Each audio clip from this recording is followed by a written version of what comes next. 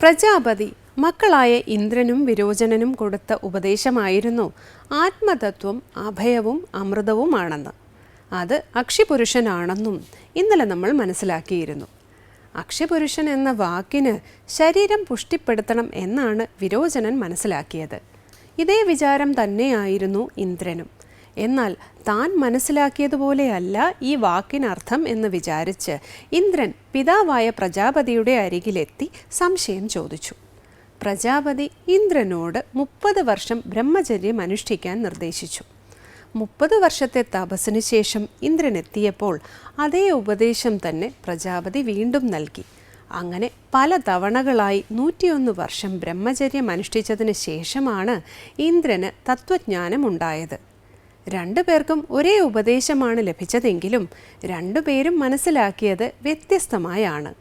ചുരുക്കത്തിൽ മനഃശുദ്ധിയും ശ്രദ്ധയും ഉള്ളവൻ മാത്രമേ ഉപദേശത്തിൻ്റെ ശരിയായ താല്പര്യം ഗ്രഹിക്കുന്നുള്ളൂ.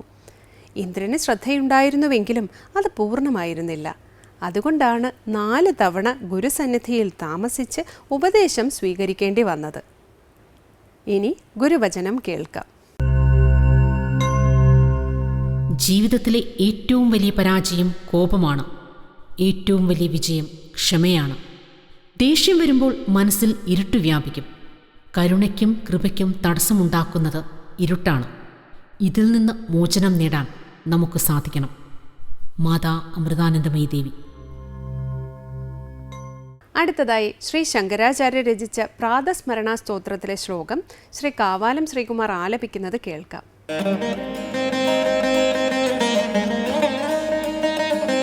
പ്രാതർഭജാമി മനസാം വചസാമഗമ്യം